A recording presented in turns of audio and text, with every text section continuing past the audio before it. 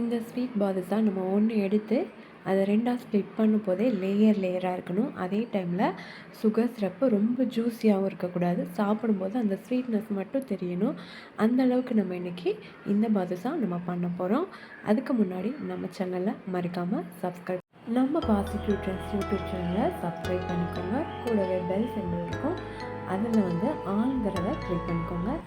இந்த பாதுஷா பண்ணுறதுக்கு தேவையான பொருட்கள் என்னென்னு பார்க்கலாம். 1 கப் மைதா, 1 கப் அளவுக்கு சுகர், 1 டீஸ்பூன் அளவுக்கு சோடா, பேக்கிங் சோடா, 1/2 கப் அளவுக்கு கீ. நான் ஒரு அகலமான பவுல் எடுத்துக்கிறேன். 1 கப் அளவுக்கு நான் மைதாவை இதில் ஆட் பண்ணிக்கிறேன். அதுக்கப்புறமா நான் எடுத்து வச்சுருக்கேன் 1 டீஸ்பூன் அளவுக்கு பேக்கிங் சோடா.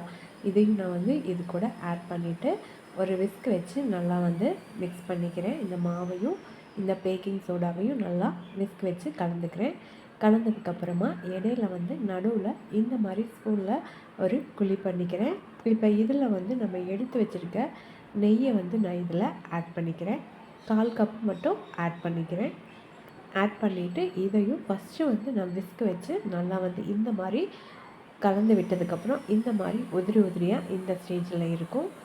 கையில் பிடிக்கிறதுக்கு உருண்டை பிடிக்கிறதுக்கு இந்த மாதிரி வரும். இந்த மாதிரி ஸ்டேஜில் நம்ம அடுத்து கொஞ்சம் கொஞ்சமாக தண்ணி விட்டு மிக்ஸ் பண்ணிக்கலாம்.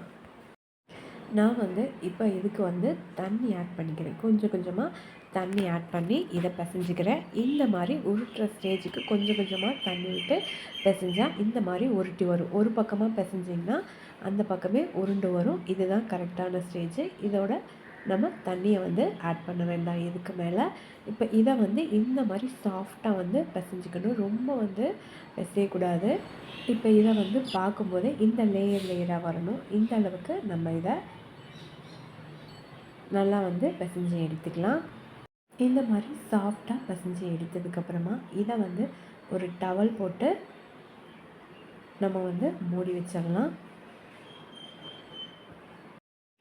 இதுக்கு டைமிங்லாம் இல்லை. நம்ம சுகர் சிரப்பு நான் ரெடி பண்ணுற வரைக்கும் இதை வந்து நான் கிளாத் போட்டு இதை நான் வந்து மூடி வச்சுக்கிறேன். அடுத்ததாக சுகர் சிரப்பு ரெடி பண்ணிக்கலாம். 1 கப் மைதாக்கு அதே கப்பில் 1/2 கப் அளவுக்கு நான் சுகர் எடுத்துக்கிறேன். நான் அடுப்பை இன்னும் ஆன் பண்ணலை. 1/2 கப்புக்கு 3/4 கப் அளவுக்கு தண்ணியும் ஆட் பண்ணிக்கிறேன். தண்ணி ஆட் பண்ணதுக்கப்புறமா நான் அடுப்பை ஆன் பண்ணிக்கிறேன். ஒரு 5 நிமிஷம் போல் நல்லா கொதிச்சா இந்த அளவுக்கு வந்து சுகர் சிரப்பு ரெடி ஆயிடும்.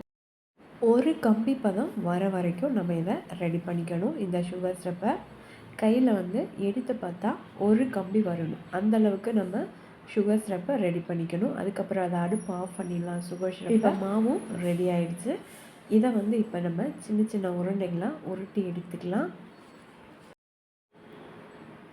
நம்ம இப்போ இதை சின்ன சின்ன உருண்டைகளாக பிரித்து எடுத்துக்கலாம். அப்போ இருந்ததுக்கும் இப்போ அதை விட ரொம்ப சாஃப்டாக மாறிடுச்சு. இப்போ இதை நம்ம சின்ன சின்ன உருண்டைகளாக பிரித்து எடுத்துக்கலாம்.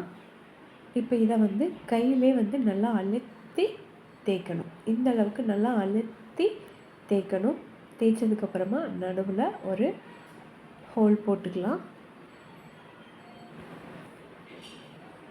இந்த மாதிரி நம்ம உருட்டினதுக்கப்புறமா ஆள்காட்டி விரலால் ஒரு ஹோல் போட்டுக்கலாம்.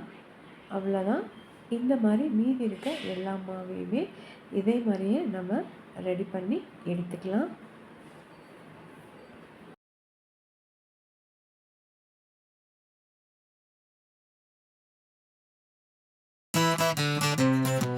கேஸ் ஆன் பண்ணிவிட்டு ஒரு கடாய் வச்சுக்கிறேன். தேவையான அளவு நம்ம ரெடி பண்ணி வச்சுருக்க மாவை நான் வந்து எண்ணெயில் வந்து போட்டுக்கிறேன். எண்ணெய் வந்து நான் வந்து ரொம்ப ஹீட் பண்ணல.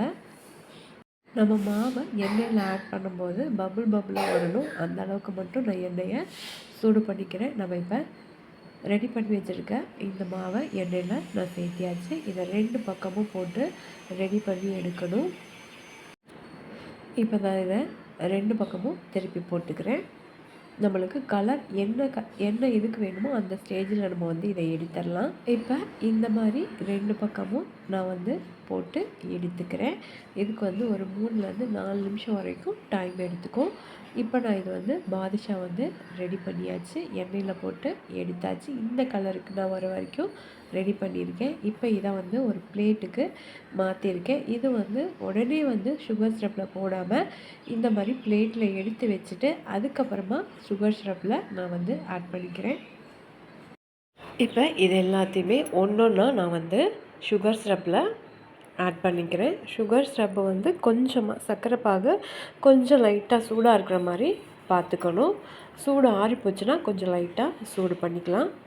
இப்போ இது எல்லாத்தையுமே 4 நிமிஷம் ஒவ்வொரு பக்கமும் ஒரு 4 நிமிஷம் போல் டிப் பண்ணி தனியாக எடுத்துட்டால் ஒரு சூப்பரான பாதுஷா ரெடி ஆகிடும். இப்போ இந்த அளவுக்கு நல்லா வந்து ஜூஸியாக இருக்க மாதிரி இருக்குது. இந்த அளவுக்கு சுகர் சிரப்பு வந்து நல்லா இறங்கியிருக்கணும். நான் வந்து இது எல்லாத்தையுமே ஒரு பிளேட்டுக்கு மாற்றிக்கிறேன். சூப்பரான பாதுஷா ரெடி ஆயிடுச்சு. இந்த ரெசிபி பிடிச்சிருந்தால் மறக்காமல் நம்ம சேனலை சப்ஸ்கிரைப் பண்ணிக்கோங்க. உங்களோட கமெண்ட்ஸ்களை சொல்லுங்கள். தேங்க்யூ.